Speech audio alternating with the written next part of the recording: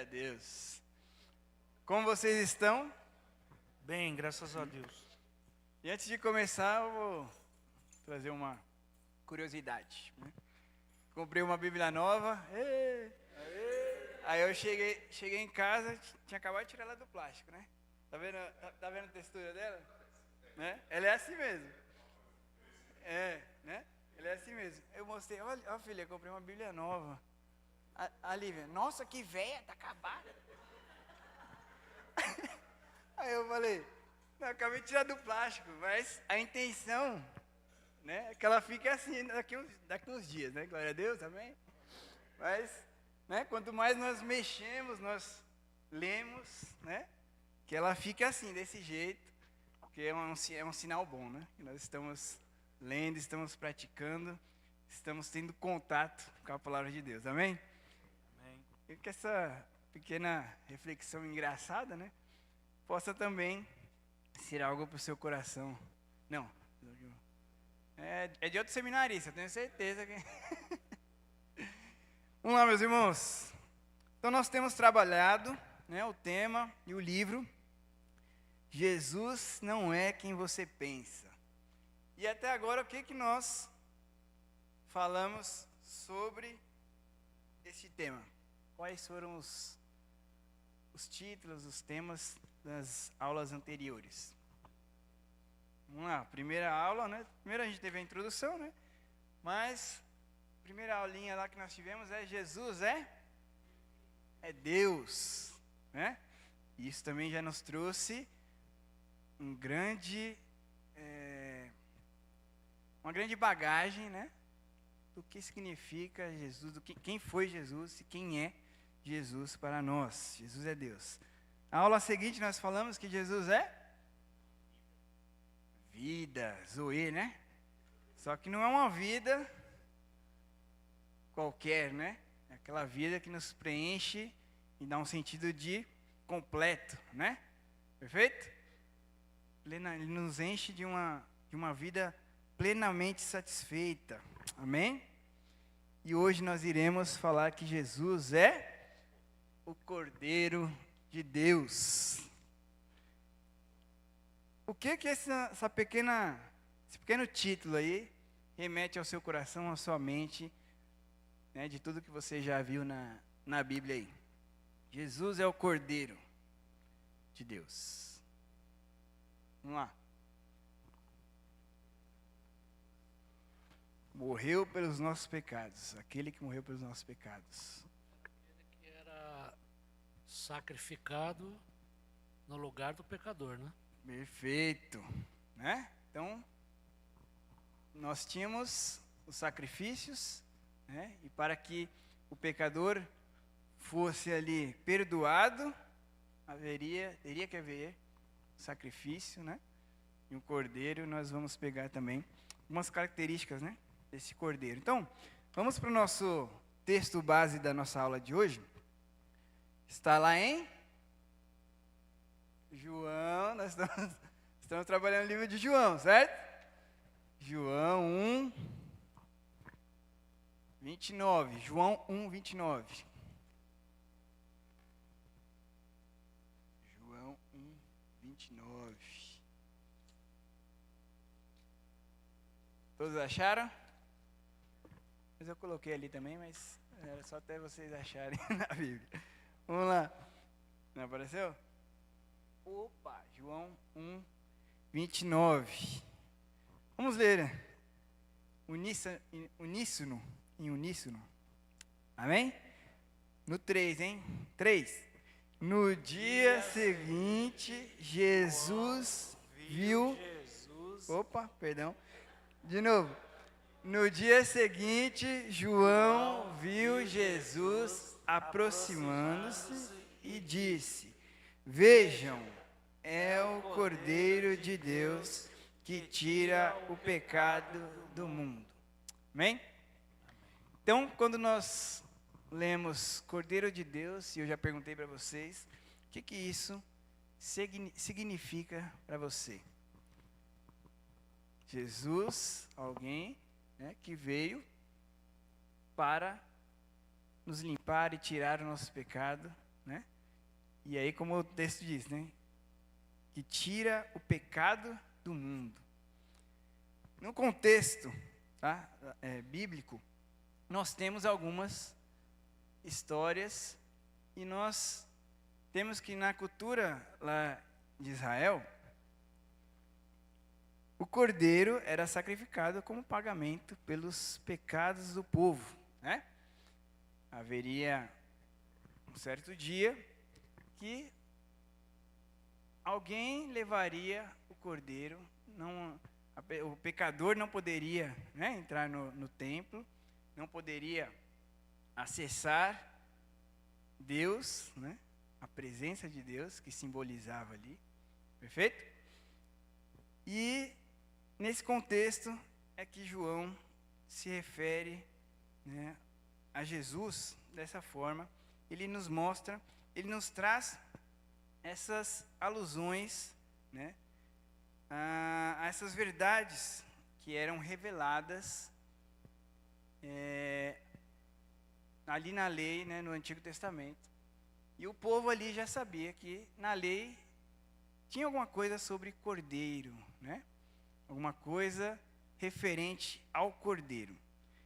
Nós temos alguns textos de cordeiro, né, lá no Antigo Testamento, tá?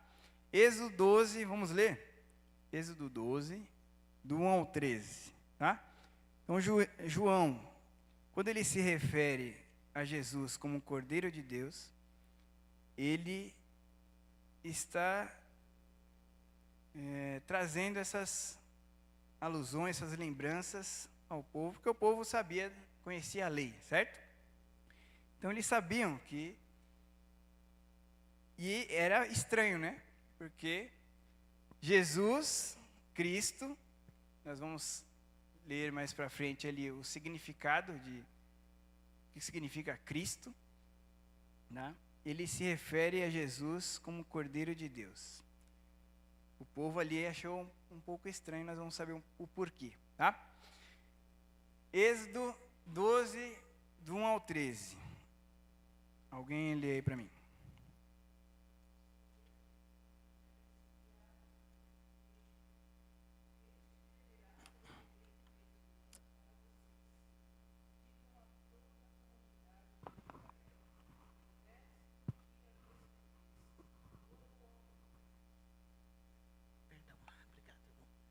Deverá separar um cordeiro ou um cabrito para a sua família, um para cada casa. Se uma família for pequena demais para um animal inteiro, deve dividi-lo com seu vizinho mais próximo, conforme o número de pessoas e conforme o que cada um puder comer. O animal escolhido será macho de 1 ano, sem defeito, e pode ser cordeiro ou cabrito. Guardem-no até o 14º dia do mês, quando toda a comunidade de Israel irá sacrificá-lo ao pôr do sol. Passem então um pouco de sangue do sangue nas laterais e nas vigas superiores das portas das casas, nas quais vocês comerão o animal. Naquela mesma noite comerão a carne assada no fogo, com ervas amargas e pão sem fermento. Não comam a carne crua, nem cozida em água, mas assada no fogo, cabeça, pernas e vísceras. Não deixem sobrar nada até pela manhã. Caso isso aconteça, queimem o que restar. Ao comerem, estejam prontos para sair, cinto no lugar, sandálias nos pés e cajado na mão. Comam apressadamente. Esta é a Páscoa do Senhor. Naquela mesma noite passarei pelo Egito e matarei todos os primogênitos, tanto dos homens como dos animais. E executarei juízo sobre todos os deuses do Egito. Eu sou o Senhor. O sangue será um sinal para indicar as casas em que vocês estiverem. Quando eu vir o sangue, passarei adiante. A praga de destruição não os atingirá quando eu ferir o Egito. Amém. Todos lembram desse contexto? Né? povo estava cativo lá no Egito, certo? Já haviam passado as 9 pragas, é isso? Opa, as 11 pragas, né? Não, são 9, né? São 10. Então, já haviam passado as 9 pragas e o Egito, o faraó lá estava resistente, né? Em libertar o povo. E aí, no capítulo seguinte, Deus institui ali a Páscoa, né? E ele quer que o povo sacrifique o cordeiro, né, passe o sangue nos umbrais das portas. Perfeito. Guarda aí essas informações, tá? Levítico 4, 32 e 35. Ao 35, vou ler. Se trouxer uma ovelha como oferta pelo pecado, terá que ser sem defeito. Porá a mão sobre a cabeça do animal, que será morto como oferta pelo pecado, no lugar onde é sacrificado o holocausto. Então o sacerdote pegará com o dedo um pouco de sangue da oferta pelo pecado e porá nas pontas do altar dos holocaustos e derramará o restante do sangue na base do altar. Retirará toda a gordura, como se retira a gordura do cordeiro do sacrifício de comunhão.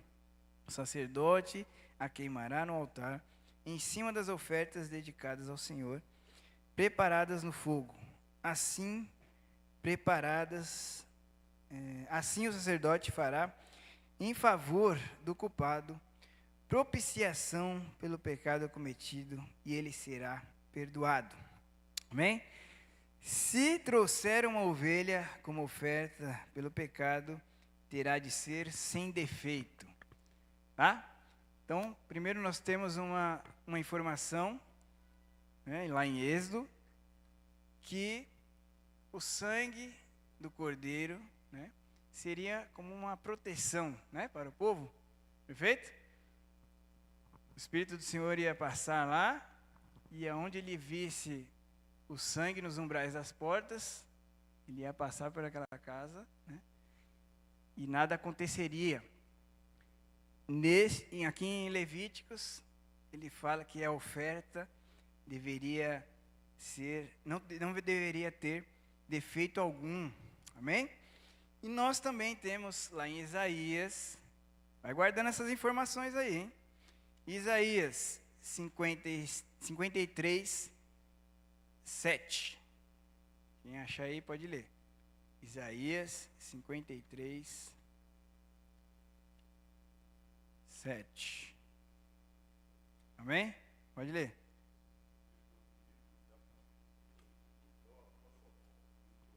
Foi levado para o matadouro, e como uma ovelha que diante de seus tosqueadores fica calada, ele não abriu sua boca. Perfeito, né? Então havia uma profecia, certo? Referente a um cordeiro que seria levado ao matadouro. Perfeito? Olha como essas informações do Antigo Testamento tem algumas ligações, né, com o Novo, tá? O Cordeiro Pascal é um símbolo direto de Jesus. Amém? Sem defeito, Jesus é sem pecado, né? Sacrifício substitutivo, Jesus morreu em nosso lugar, amém? E também o sangue dele nos protege, ele protege da morte.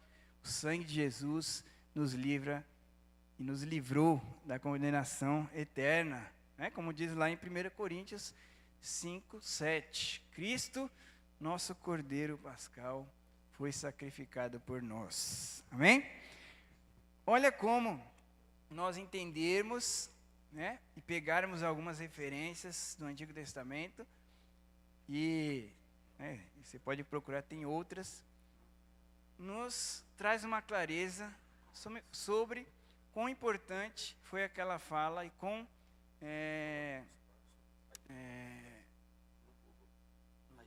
Então, o sentido importante que João deu aquela frase, né? Eis aí o Cordeiro de Deus, tá? Então, esses sacrifícios apontavam para algo maior. Se não me engano, o pastor já disse, mas vou reforçar. Eu vou reforçar. A Bíblia toda, tá? O Antigo Testamento, aponta para Jesus. Tá? Ela tem a narrativa dela inteira, ela aponta para Jesus. Tá? Vão ter textos que não vai falar Jesus, não vai falar, né? Mas nós temos que sempre ler e refletir e meditar e buscar na palavra de Deus o que isso daqui me mostra, o que está que Deus quer me mostrar aqui, né? E onde Jesus aparece neste texto, tá? Então, esses sacrifícios apontavam para algo maior, a vinda de um Salvador que faria um sacrifício perfeito e definitivo. Então, grave isso na sua mente. Um sacrifício perfeito e definitivo. E o que diz lá em João 3,16? Porque Deus... Vou até tirar da tela, né? Porque Deus amou o mundo de tal maneira que deu seu Filho unigênito para que todo aquele que nele crê não pereça, mas tenha a vida eterna. Amém? Amém. Eu havia colocado outra imagem aqui, mas deu erro. Beleza. Amém? Até aqui, tranquilo? Jesus, Cordeiro de Deus, aquele que nos substituiu, certo? Levou os nossos pecados. Nós sempre falamos, né? Quem é que era para morrer? Quem é que era para sofrer pelos pecados? Não era a gente? Né? Mas Deus mandou seu único Filho, derramou o sangue, né? Que nos protegeu das consequências da morte. E Ele nos trouxe vida. Amém? Se nós repararmos, e voltando lá para João 1, João ele apresenta Jesus como o Messias. Certo? E essa é uma palavra hebraica, tá? Que significa escolhido. Messias significa escolhido. E tem um termo correspondente em grego, que é Cristo. Então, quando nós falamos Jesus Cristo, nós não estamos apenas falando o nome dele. É como se nós estivéssemos dizendo Jesus, o escolhido. Perfeito? Mais uma informação importante para nós guardarmos. Quando João apresenta Jesus como Messias, o pessoal já... Como assim o Messias? O Messias é o escolhido. E lá, naquele tempo, né, naquela época, haviam muitas pessoas que se diziam ser o Messias. Aparecia direto, eu sou o Messias, né? E havia um comitê que avaliavam se os milagres eram verdadeiros, se ele viria de Belém, né? Se ele era da linhagem de Davi. Havia um comitê que avaliava essas coisas. Olha, ele está falando que é o Messias. Só que as pessoas, elas não estavam preparadas para isso aí, ó. Elas estavam esperando um rei, né, militar, um rei com poder, né, estavam esperando o leão da tribo de Judá, né, forte, poderoso, vitorioso. E aqui eu estou trazendo a visão, tá, deles. Mas como o Cordeiro de Deus. O Cordeiro é frágil, né? O Cordeiro é inofensivo. Nós não estamos esperando esse Messias. Olha como Jesus desestabilizou e foi totalmente contrária à visão daquele humana, né? De quem seria o Salvador. Não, o Salvador, ele tem que vir com espada na mão, ele tem que vir com força, com poder, né, para nos tirar dessa prisão, tirar dessa sobrecarga que nós temos aqui, né? Nós vivemos, não podemos expressar a nossa fé, não podemos falar, né? Não podemos viver livremente. Nós estamos sobre a opressão, né, do governo, opressão romana, não é isso? Então, quando nós olhamos para o Cordeiro, nós vemos uma figura frágil, indefesa, que é entregue em sacrifício, né? Na mente deles, eles tinham isso. Cordeiro nós usamos para sacrificar, né? Perfeito. Então, pela lei do Antigo Testamento, a única forma de se relacionar com Deus era através do sacrifício do Cordeiro. E as pessoas, elas não estavam preparadas para esse rei que João apresenta, tá? Entre Deus e os homens, sempre houve um cordeiro, tá? Naquele tempo, o sacerdote ia lá, sacrificava, e agora ele, né, tinha que ir lá e sacrificar o cordeiro, e para livrar aquele pecador ali daquele pecado. E Cristo, ele entrou na história. Cristo, ele entrou na história para oferecer o sacrifício permanente e perfeito. Ele entrou na história para morrer, tá? Cristo entrou na história para morrer por nós. Não, mas eu não aceito que o meu libertador, né, vá para a cruz. Eu não aceito que o meu rei, quem é aquele que eu estava esperando, né, eu estava esperando um leão e aparece um cordeiro. Como assim? Eles não estavam vendo a grandeza, eles não tinham essa noção de que Jesus, ele veio. Opa! Mudei aqui. Que Jesus, ele veio para nos substituir, para levar os nossos pecados, para morrer em nosso lugar, tá?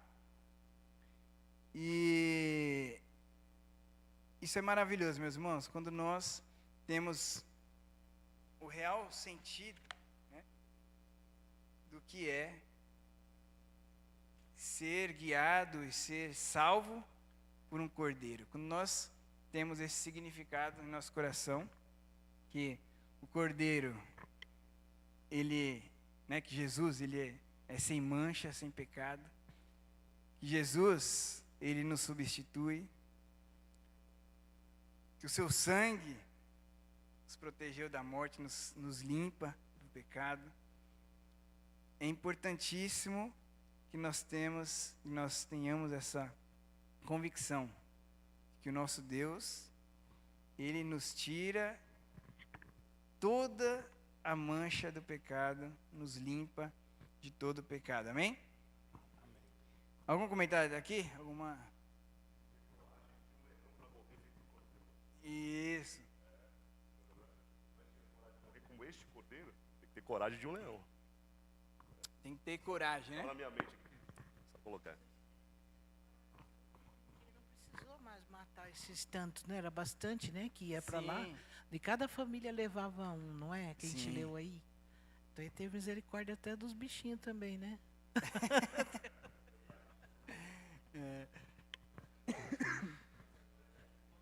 E agora a gente come os cordeiros, né, mano? Tem alguma utilidade. É boa. Oxi, vamos não. Mas vamos lá. Vamos lá. Quando Jesus se entregou Quando Jesus se entregou por nós, tá? Algo aconteceu ali. Algum irmão abre aí em Mateus 27, 51. Mateus 27, 51. Cordeiro de Deus que tira o pecado do mundo. É?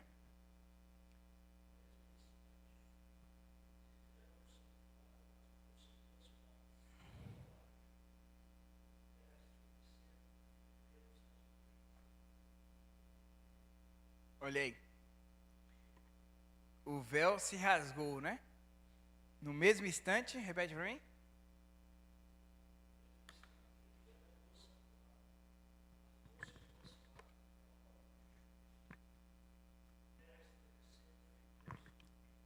Olha lá.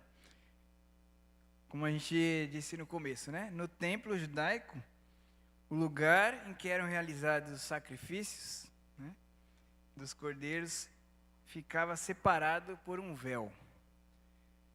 Aquele ali era o lugar santo, né, onde o próprio Deus habitava. Pecadores não tinham acesso, não poderiam ter esse acesso a um Deus santo.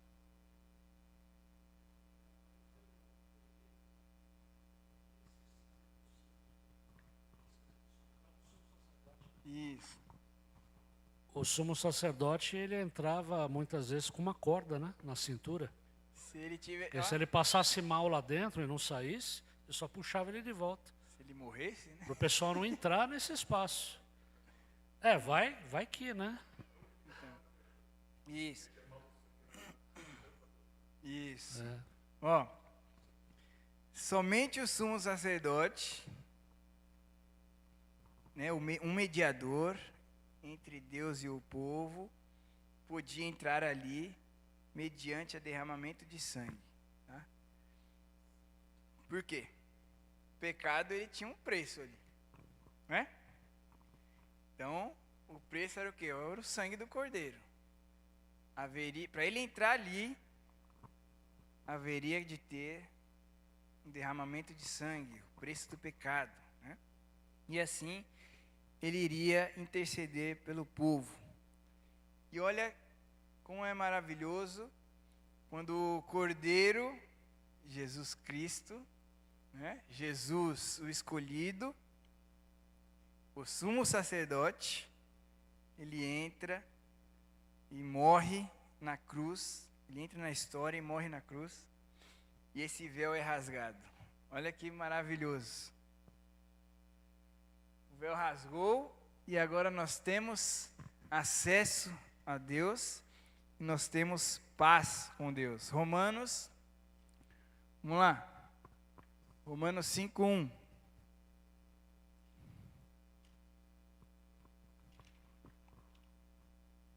Alguém? Romanos 5:1, vou ler. Amém. Vamos lá. Tendo sido, pois, justificado pela fé, temos paz com Deus, por nosso Senhor Jesus Cristo, por meio de quem obtivemos acesso pela fé a esta graça na qual agora estamos firmes e nos gloriamos na esperança da glória de Deus. Amém? A partir de então, não precisamos de nenhum intermediário, não precisamos de padres, não precisamos de pastores para ter acesso a Deus. É Jesus Cristo que nos trouxe, nos reconciliou com Deus, né? E há um tempo atrás aí, eu cantei uma musiquinha aqui com vocês, né? Que aquele fio que tinha se rompido, né? Da nossa alma até a Deus, o sangue santo costurou Cristo em suas linhas de amor. Olha que poderoso e que forte, né? Que inspiração que esse autor dessa letra teve, né? E o quão poderosa essa afirmação que nós fazemos.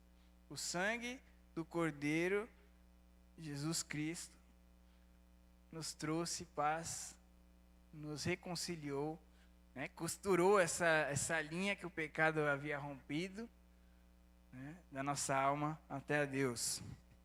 Fala, irmão. Tô vendo que o senhor quer falar aí. Eu ia brincar falando, ele deve ser eletricista. Tinha que ser eletricista, né, para mandar essa. Foi boa, essa vez foi boa, vou anotar isso aí. Vamos lá. É só. Tem que comprar um fio mais forte ali, né, mas tudo bem. Vamos lá. A partir de então, né, nós não precisamos de nenhum aparato religioso, né? Nós não precisamos fazer caminhada lá para Aparecida de joelhada, né? Que o pessoal vai, não é caminhada, é joelhada, o pessoal vai de joelho. Mas nós não precisamos de rituais que eu tenho que fazer 300, não sei nem o que o pessoal faz por aí, porque complicado, porque elas se prendem a esses rituais. Não, eu preciso fazer isso para ter acesso a Deus. Eu preciso sofrer para ter acesso a Deus. Eu preciso passar o dia rezando um terço, em palavras repetitivas, para ter acesso a Deus. Né?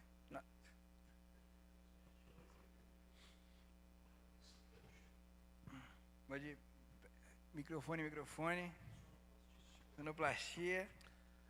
Infelizmente, muitos, eu diria até oportunistas, né, pegam esse gancho hoje, de que você, para ter o favor de Deus, né, ser agraciado por Deus, você tem que fazer sacrifícios, né? Tá certo? Outro dia eu estava vendo na televisão também um grupo lá, não sei, não lembro nem onde que era, que o pessoal se autoflagela, né? Tá certo? E é um negócio que o cara vai chicoteando até ficar na carne viva mesmo o negócio, né? Mas hoje em dia muita gente pega esse gancho e fala assim, ó, para você obter o favor de Deus, você tem que fazer sacrifício. Só que aí no caso o sacrifício envolve a conta bancária, né? Tá certo? Você tem que dar dinheiro para obter alguma coisa em troca, né?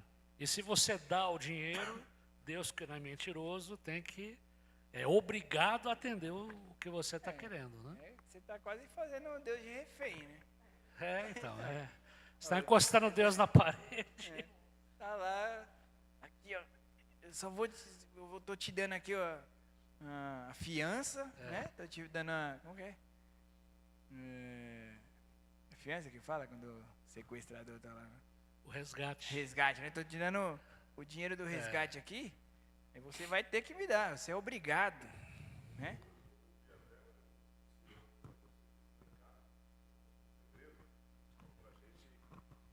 Sacrificou o carro no altar da igreja. Igreja cristã, sacrifiquei meu carro no altar, todo orgulhoso. Eu fiquei olhando assim, eu fiquei abismado, sabe? Porque o que eu digo para esse ser humano? Já contei a história da senhorinha, né? Tem uma coisa que está na Bíblia, mas está fora do contexto, que o sumo sacerdote, para ele entrar no lugar santo dos santos, tinha toda uma preparação que ele tinha que fazer. E aí está parte da obra, né? Que hoje as pessoas falam, você tem que fazer alguma coisa, porque eles não entendem que o sacrifício de Jesus, ele é suficiente. E aí a pessoa tem que fazer alguma coisa, aí parte para isso. O sacerdote, ele fazia uma preparação, então a gente também tem que fazer uma preparação, seja isso que o irmão Alexandre falou, de se flagelar ou de doar alguma coisa, e não é esse o contexto do que a gente está fazendo, sim. Do que a Bíblia diz, né? Eu tava até vendo um vídeo lá, né, um cara foi doar um carro para a igreja lá, né, um Gol Bolinha, doou um carro com 9 mil reais de dívida, aí o pastor tava lá reclamando, o irmão doou o carro aqui cheio de dívida para a igreja. Agora a dívida é da igreja, né? Mas isso é pegadinha, né? Inclusive é uma teologia, né? Chama teologia da prosperidade, né? Pessoas, elas fazem o uso da Bíblia deturpado para enganar pessoas, para que pessoas acreditem nessa grande mentira, né? Que você ter que se devotar a Deus através do seu dinheiro, né? E isso é totalmente incorreto, né? A gente sabe que essas pessoas, elas utilizam de diversos artigos, de diversos versículos fora de contexto, como eu trouxe aqui, né? Então, só a parte B do versículo, só a parte A do versículo, né? Porque tem muitos versículos que são assim, você tem um ponto, aí depois tem lá vírgula, mas, porém, te digo, né? Então, às vezes, acaba que esses lobos, né, em pele de cordeiro, né, eles acabam deturpando a imagem de Deus, a imagem da palavra, né, e muitas pessoas, né, como eu trouxe aqui na minha aula, crente VIP, você tem que pagar o ingresso para poder adorar a Deus, isso aí é uma heresia tremenda, né? Sim. Mas acontece, tem pessoa que cai nisso ainda, infelizmente. Pode parcelar a bênção, parcelar a bênção, né? Mas eu até tinha contado uma situação, né, que uma senhorinha lá doando a geladeira, o pessoalzinho descendo com a geladeira nas costas, chegou o filho, que isso, mãe? Não, que ele tá atrasada no dízimo, tá atrasado na oferta. Os irmãozinhos lá levando a geladeira lá. Sim. Entendeu? É uma coisa que vai contrária totalmente, né, que a palavra de Deus nos diz. E trazendo um pouco para a atualidade, né? A gente conversou, eu na verdade conversei com os homens ali da Igreja Batista Refúgio na sexta-feira, que pouco tempo atrás aí um ex-evangélico, né, comediante, ele falou que nós já nascemos com dívida, né? Não, porque Jesus não te faz feliz. Nós já nascemos devendo. Eu não pedi para ele morrer na cruz por mim, né? E olha quão perigosa e quão me traz até tristeza, né, ouvir frases assim, porque a pessoa não conhece o amor de Deus por ela. Alguém falar assim, né, de um Deus que entrega seu único filho, né, para morrer na cruz, o primogênito, o único filho, pelos nossos pecados, né, sem ter pecado algum. E aí, falar alguma coisa dessa, né? Não, ele não te faz feliz, nós já nascemos devendo, não pedi para ele morrer, né?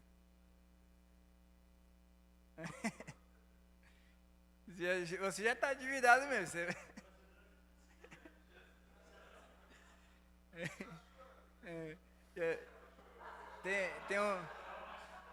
Tem um vídeo, o bebezinho nascendo, aí começa a chorar. Famou o cara assim, ele descobrindo que é brasileiro. Descobrindo que nasceu no Brasil.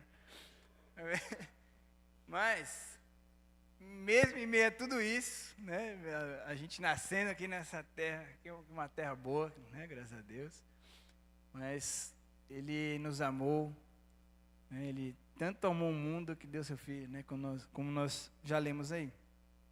E as pessoas estavam esperando, né, como a gente já disse, um rei coroado, né, com uma coroa de ouro, né, pedras preciosas, e elas não foram capazes de conceber, né, e de reconhecer esse rei vestido de humildade e coroado de espinhos, né.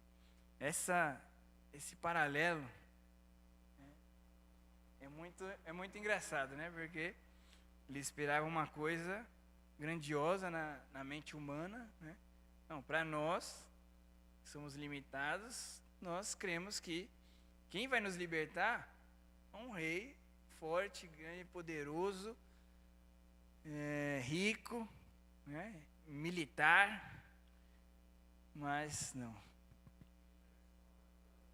Isso, né? Ia esmagar quem estava esmagando o povo, né? Mas, olha quão rico, né, são essas informações que nós adquirimos, né? O cordeiro ele tem esse sentido especial, né, de uma oferta substitutiva, um sangue que nos protege. Estou repetindo para a gente, né, gravar na nossa mente aí. Sonoplastia. Falando sobre isso, e quando você olha assim para outras religiões, de outras matrizes, que não seja judaico-cristã, envolve o sangue também, né? Envolve, por exemplo, oferendas, né? Sacrifícios de animais. Entendeu? É. Seria um argumento que o inimigo gosta de usar justamente em favor daqueles que não creem. Mas quando a gente vai conversar com um ateu e a gente tem o argumento do cordeiro, aí a coisa é diferente. É muito legal, porque você mostra o amor de Deus por nós, o que é totalmente diferente daquilo que eles trazem do mundo em mente de que Deus é um ditador. Porque muitas vezes essa ideia é propagada no meio do ateísmo, né? Eu tenho colegas que são ateus, eu trabalho com tecnologia, tem um monte de ateu, gente que, enfim, de várias, alguns de outras vertentes religiosas e outros são ateus. E o argumento que vem quando começa a conversar de evangelho é essa coisa de, não, ele é só um cara que lida, é um mestre de marionetes. Esse tipo de argumento totalmente furado. Aí você vem falar do Cordeiro de Deus, do amor de Deus por nós, de que ele quer trazer você para próximo dele. É outra história, é outra realidade. Já é maravilhoso porque ele escolheu se revelar a nós, né, mediante a palavra dele. Ele escolheu falar a nossa língua, estar perto de nós, né? Escolheu estar perto da sua criatura, né? O Criador, aí nós temos essa diferença, né? Não, seu Deus ele só manda, né? Ele tem ordens e você não pode falar não, né? Mas quando nós trazemos essa visão, né, do Cordeiro, é maravilhoso, né? Os corações endurecidos, eles são incapazes de reconhecer, né, um cordeiro como um rei, né? Então Jesus é esse cordeiro, esse rei que nos cativou, né, pelo seu amor por nós. Amém? Continuando, meus irmãos, ele derramou o seu sangue, né, como um cordeiro. Seu sangue perdoou todos os pecados.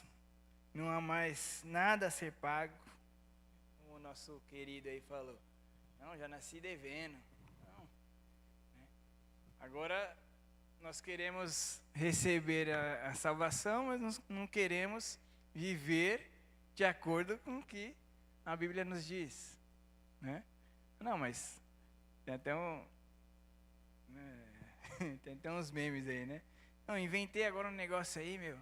Você não pode falar palavrão, não pode brigar. Inventei um negócio de ser crente aí. Não pode brigar com o irmão, não pode beber. E ainda é perigoso ir para o inferno ainda. Ele falando, né? Ainda tem esse risco, né? Mas nós temos que ser compatíveis e estar nos relacionando a um Deus santo. Para nós nos relacionarmos, né, com um Deus santo, nós devemos ser santo. E aí, mas então quer dizer que você é perfeito? Não tem nada a ver, né? Nós somos separados, né? Nós temos que estar dispostos a nos santificar, né? E é um processo, não é isso? Um processo que não vai terminar nessa vida, não. Um processo que só vai terminar com a nossa morte. E esse processo é nós nos parecermos mais com Cristo. Cada vez que nós nos conformamos com a imagem de Cristo, nós ficamos mais parecidos com Ele. Nós temos atitudes, pensamentos como as do nosso Senhor. Amém? Perfeito. Então nós temos acesso a Deus, nós temos paz com Deus, nós podemos agora nos aproximar com confiança.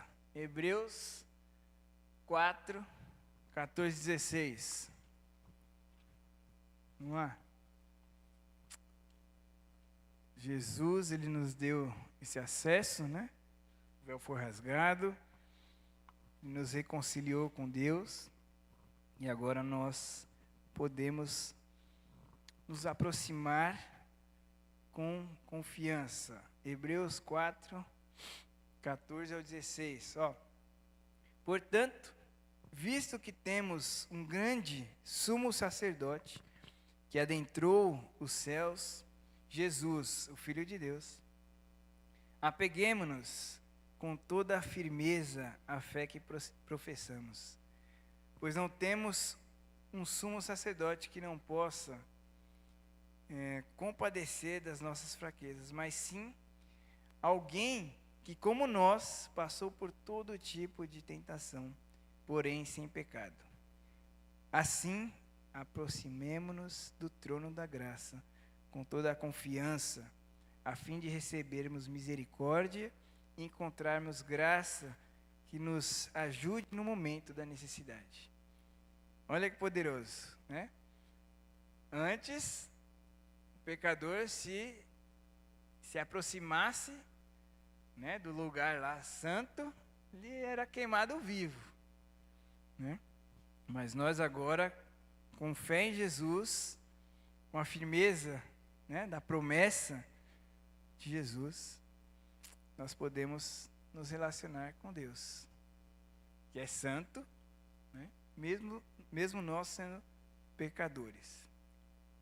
É interessante isso, né? Nós podemos ter um relacionamento com Deus através do sangue de Jesus.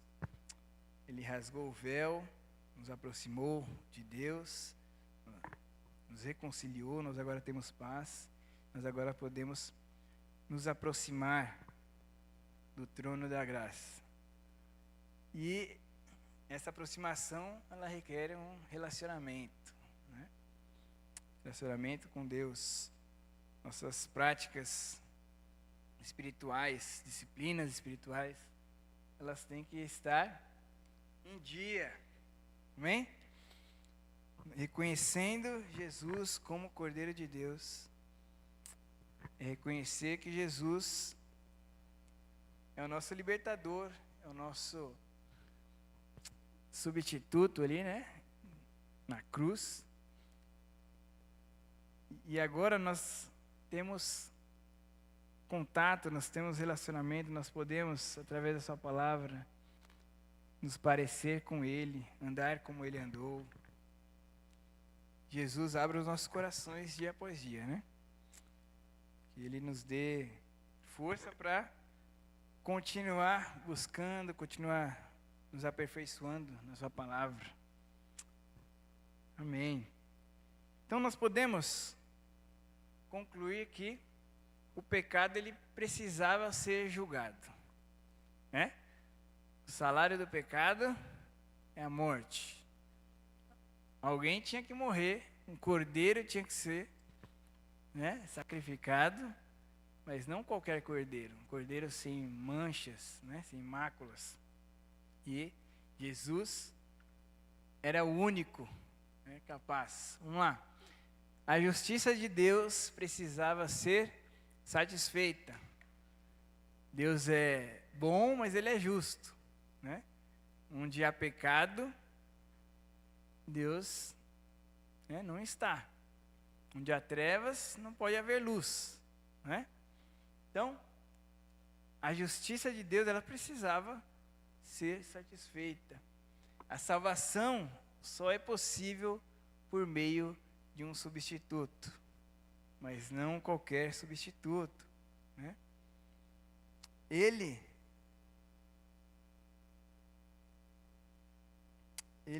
era o único capaz de ser esse substituto por tudo aquilo que nós já falamos aqui, né? Ele era sem mancha, sem pecado, o seu sangue era poderoso e é poderoso, né?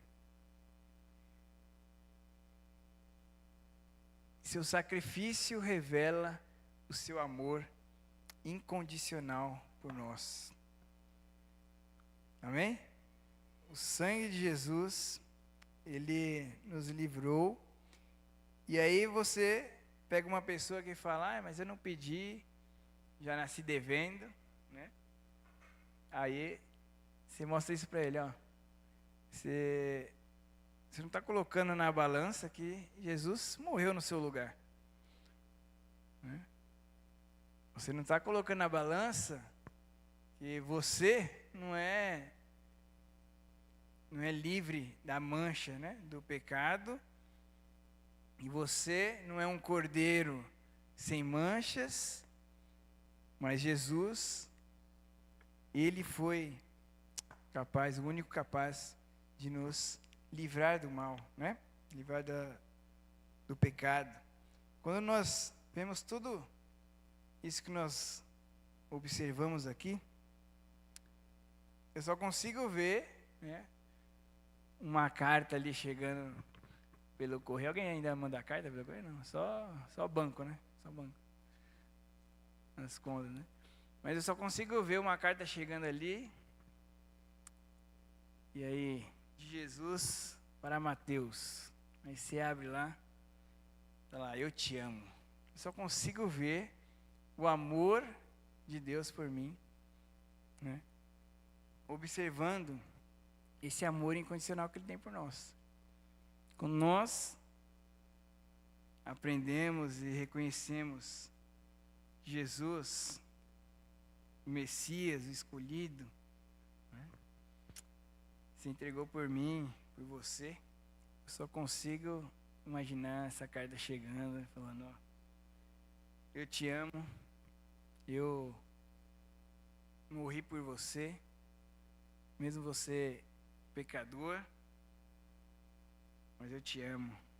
Eu quero, né, você para mim, quero ter um relacionamento com você. E é isso que Jesus está nos dizendo nessa manhã. Ele quer ter um relacionamento pessoal, um relacionamento sincero, né? Que você reconheça, meu irmão, o amor incondicional que Jesus tem por nós. Amém? Algum comentário?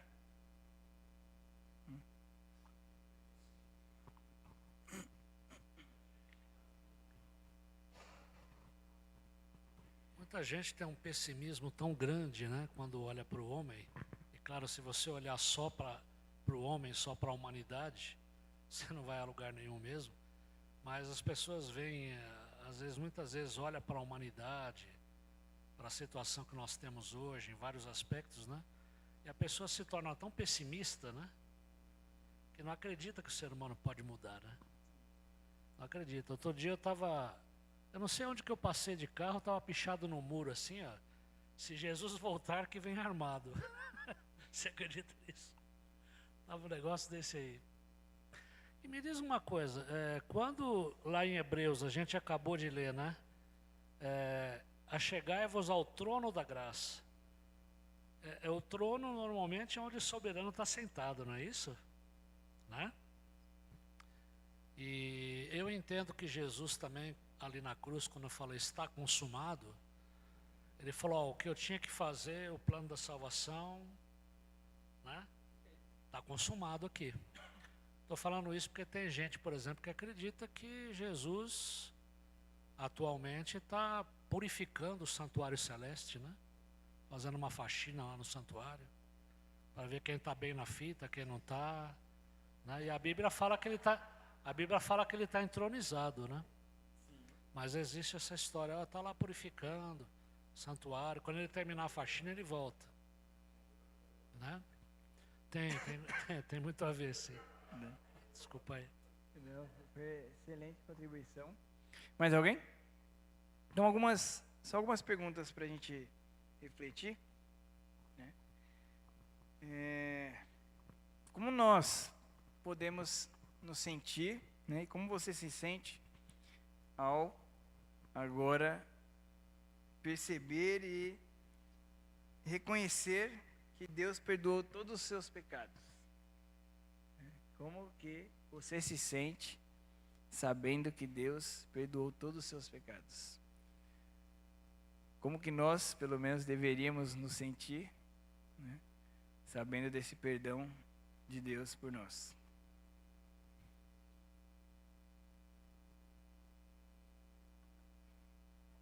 Constrangida.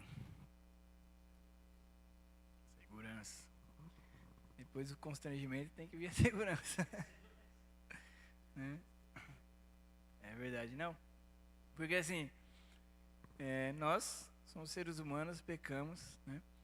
E aí você olha para Deus que perdoa os nossos pecados, entregando seu Filho. E aí você está lá cometendo aquele pecado. Caramba! Ele, um preço de sangue, né? E eu cedendo à tentação, né? Reflita aí no seu coração. Mais uma pergunta. Qual que é a diferença, né, do reconhecer, entre conhecer e se relacionar com Deus? Qual a diferença do conhecer a Deus e se relacionar com Deus? Né? Após o constrangimento, né, e a segurança, nós devemos conhecer a Deus. Mas nós também devemos nos relacionar com Deus, não apenas conhecer, né? Então, qual que é essa diferença? Se você acha que tem alguma diferença, né? Porque nós podemos ler a Bíblia de capa a capa e não ter um relacionamento. Concorda ou não? Né?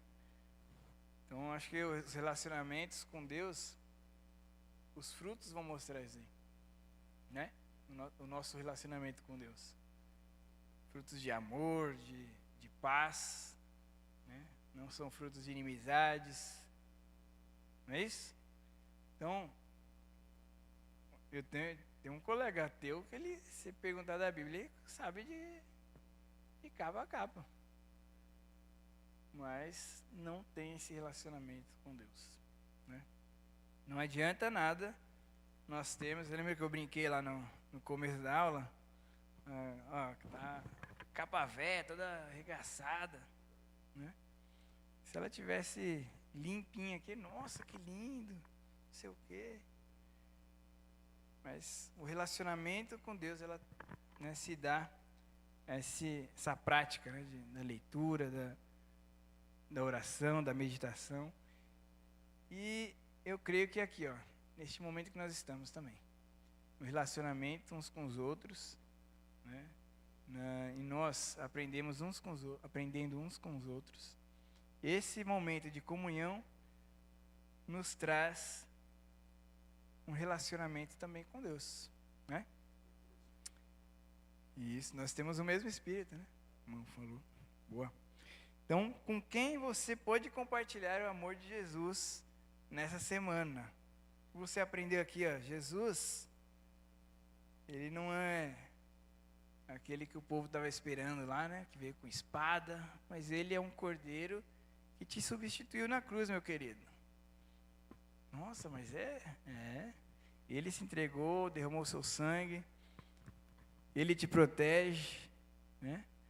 Mas aí você precisa agora de um relacionamento com ele, né?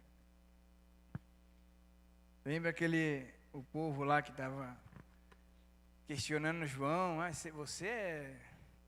você é o Messias? Não. É alguém? Você é Elias? Não. Eu estou preparando o lugar, né? Estou preparando o caminho. Depois de mim virá alguém maior do que eu, né? Então, que Jesus possa ser na sua vida esse Cordeiro de Deus. Cordeiro, né, que Deus mandou. E eu até esqueci aqui um pouquinho antes, que esse Cordeiro aí nos lembra também da história de Abraão, né? Que também ia sacrificar o seu filho primogênito, não é isso? E aí, Quando ele iria sacrificar lá, o que aparece?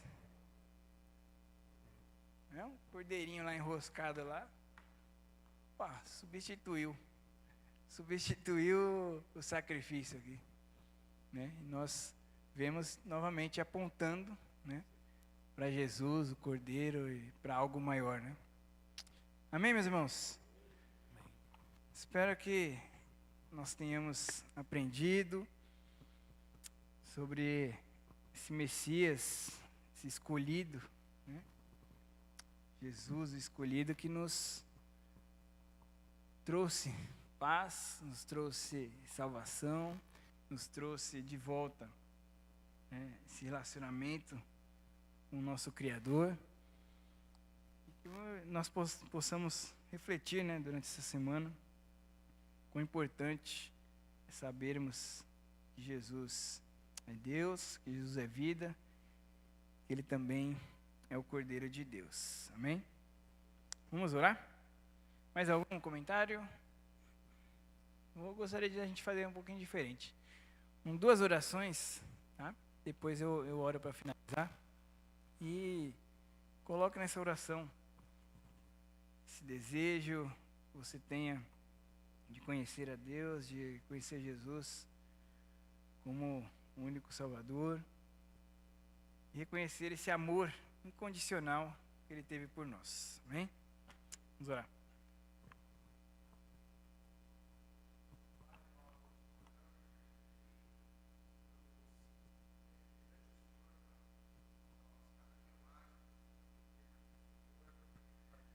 Pai, nós possamos compreender mais quem é o verdadeiro Deus e quem é o Senhor das nossas vidas, Pai. Que essa aula, Pai, reverbere na nossa semana, na nossa mente, no nosso coração. E que, Pai, tudo aquilo que o Mateus trouxe aqui para nós, que seja de bom grado, que seja utilizável na nossa vida prática, na nossa vida espiritual. E que nós, Pai, possamos realmente compreender quem é Jesus, nosso Salvador. Peço que o Senhor nos dê um dia tranquilo, um dia de segurança, em paz também, e que o Senhor nos traga mais tarde para podermos louvar, para podermos adorar e aprender ainda mais sobre o Senhor. Pai, dessa forma eu oro e agradeço, em nome de Jesus, amém.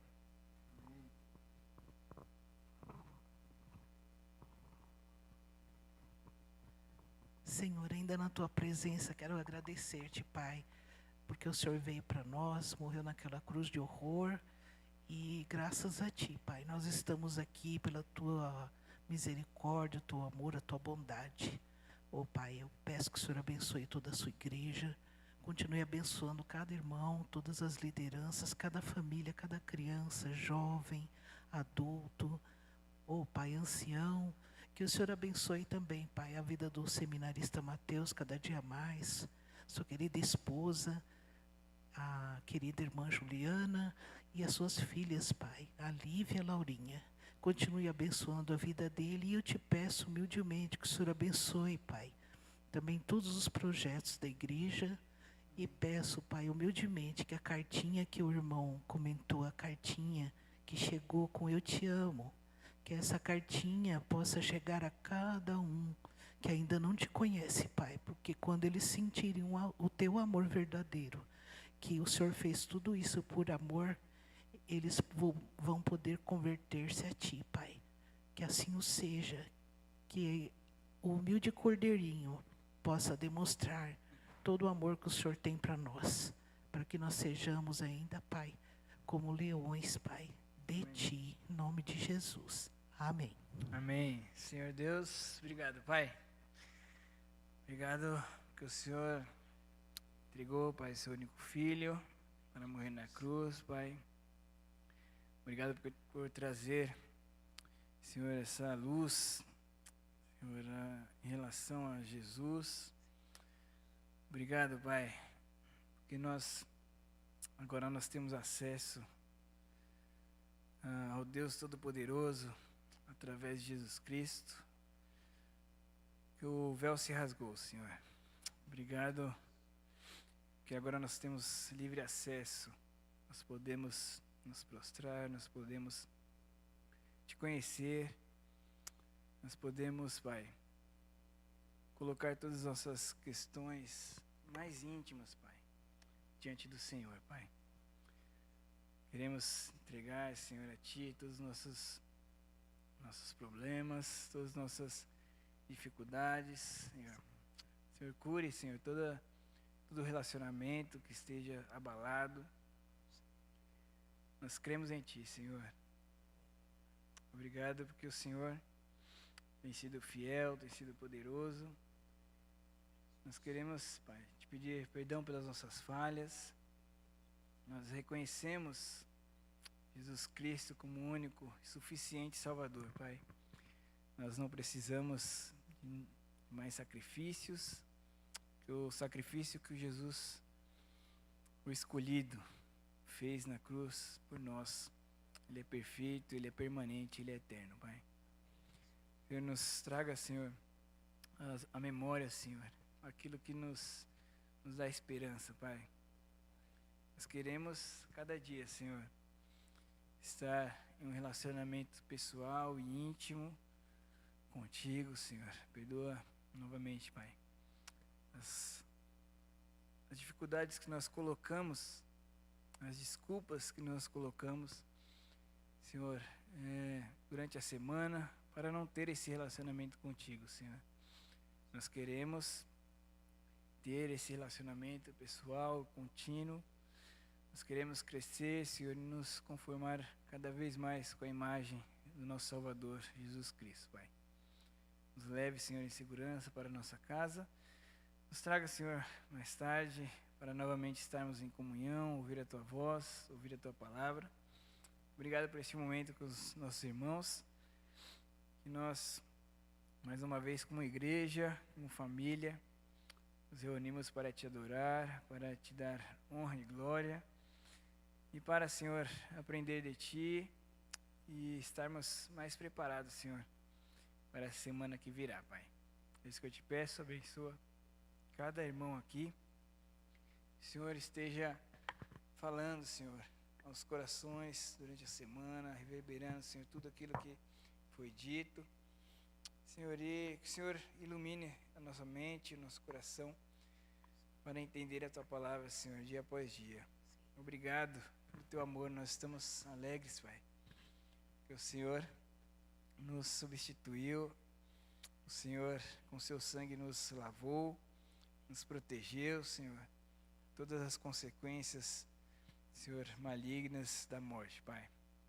Obrigado, o Senhor tem nos sustentado na Tua palavra, tem nos mantido firmes, Senhor, nos Teus caminhos, Pai. É isso que eu Te peço, Te agradeço em nome de Jesus. Amém. Amém. Amém, meus irmãos. Dê um abraço ao seu irmão aí, do seu lado.